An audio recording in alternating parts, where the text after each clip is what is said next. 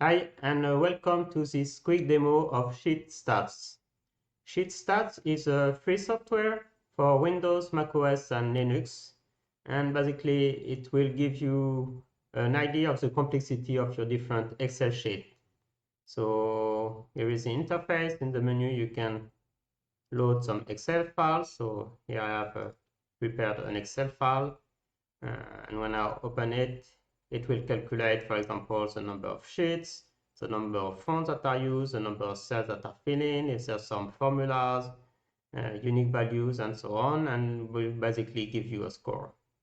Once you have this score, you can either copy it in the clipboard if you want to share it with, for example, with colleagues or on internet. And basically, you can do it for all your different Excel files that you're using. I think it's also support only Excel files. So, and then you can have some game with your other colleague from who is creating the more complex Excel sheet. Thank you for watching. Bye.